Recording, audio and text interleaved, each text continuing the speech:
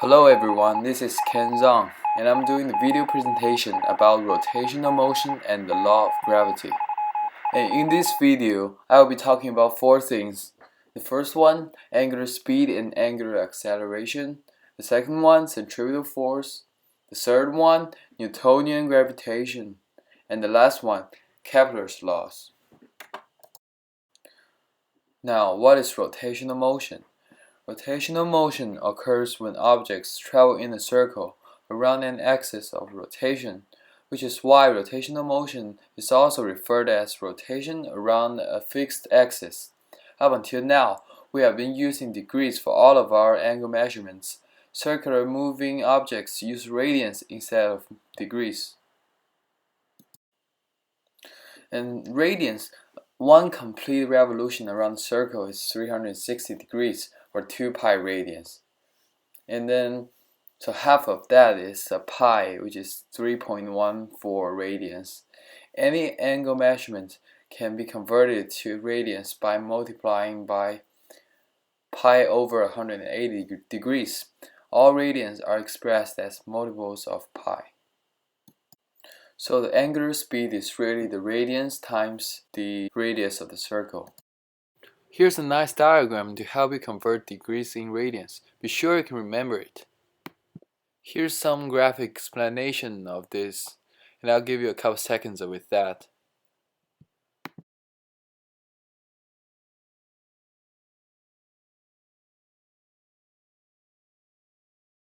Now, before we move on to the centripetal force, I want you guys to pause right here and then solve this question for me. And now I assume you all unpause it, and here we go. Check out this clock. It is fast forwarding. Each hand of the clock is moving in a circular motion. However, the second hand has the largest radius, and it also is traveling at the highest rate of 60 RPM, so it travels the longest distance. And this guy, Isaac Newton, his theory has a lot to do with the centripetal force. Remember Newton's second law, and then check out this video I'm about to show you. Imagine you've got a tennis ball attached to a piece of string, and you start swinging it in circles. Whoa now, watch out for your buddy. Let's take a closer look at the fascinating physics of this simple action. You've probably heard of Newton's second law of motion as it relates to objects moving in a straight line. Turns out, Newton's second law also tells us about the net force on an object as it moves in a circle. When an object moves in a circle, its velocity changes direction. Since the velocity is changing, that means we have an acceleration. And we know from Newton's second law that if we have an acceleration, we have a net force. Now back to our spinning ball. For objects undergoing circular motion, the net force on the object is called the centripetal force. It's a weird-sounding word, but it's Latin for the phrase center seeking. It's named centripetal because the centripetal force always points to the center of the circle. The ball has a tangential velocity, so if you suddenly cut the string, it would fly off in whatever the tangential direction was at the moment you made the cut. But assuming you don't cut the string and you keep swinging the ball's tangential velocity is constantly changing directions. This means the ball is accelerating, and the reason it's accelerating is due to the centripetal force. The centripetal force acting on the ball is constantly directing the ball towards the center of the circle, your hand. This, combined with the ball's velocity, keeps the ball swinging in a circle. The same centripetal force that keeps the tennis ball swinging in a circle also keeps roller coasters on the track as they go through a loop-de-loop. So the next time you're having a blast on a roller coaster, you can thank the centripetal force. Hi all, it's me again. What you're seeing now is called the Wall of Death, and it is a fun fair attraction in which trained motorcyclists perform tricks while riding around the cylindrical wall. How do they manage to stay up there anyway? It is actually the frictional force between the tires and the wall that offset the influence of gravity. And since it is moving in a circle, there has to be a centripetal force. The wall is pushing the bike in towards the center of the circle. A thinner seeking force. If the wall collapses, the bike will no longer travel in a circle because the centripetal force will be removed. The bike will travel on a different path because of its inertia. You can refer this to Newton's first law of motion and Galileo's law of inertia. This guy is performing his awesome skill of playing yo-yo. We have all played this as kids before. When you rotate the yo-yo in a circle, it is going nowhere because of the strain. The strain in our hand is pulling the yo-yo back, just like Earth is always keeping us on our feet. You can keep watching this performance or skip about 30 seconds.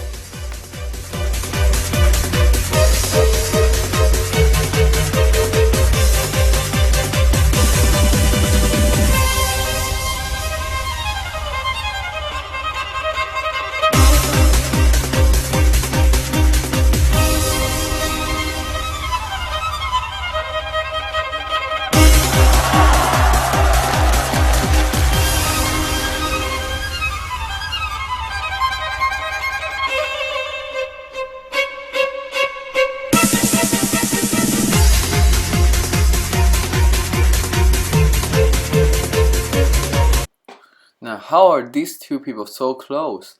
Is this what's called the gravitational force that pulled them together? Of course not, they just moved there. It's him, Isaac Newton again, and the gravitational force equals cap g times mass 1 times mass 2 divided by r squared. We usually think that gravity is the force that holds us down on the earth, or causes the apple to drop on Newton's head. But it is actually the attraction between two masses. And this can help us calculate the mass of the Earth if we know the radius or the other way around. Finally, the last one, Kepler's law. What you need to know the most is the third law, that is, the square of the period of any planet is proportional to the cube of the semi-major axis of its orbit. And it helps you to calculate the period of other planets once you know their distance to Sun. That is the overview for the chapter.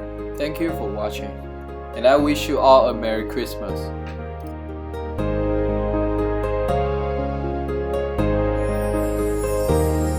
We wish you a Merry Christmas.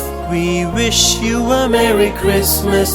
We wish you a Merry Christmas and a Happy New Year. We wish you a Merry Christmas. We wish you a Merry Christmas.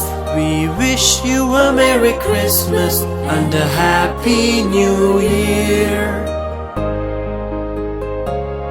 Glad tidings we bring to you and your kin. Glad tidings for Christmas and a Happy New Year.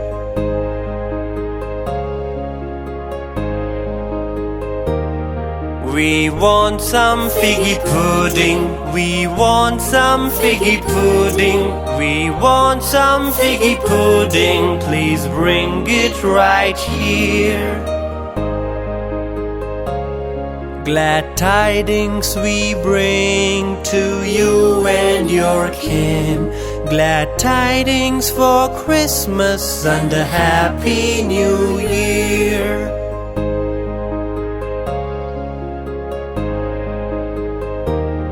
We won't go until we get some.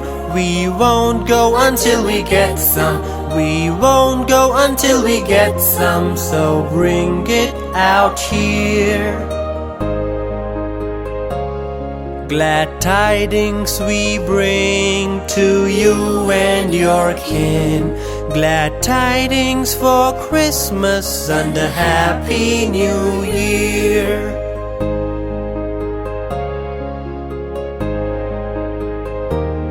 We wish you a Merry Christmas.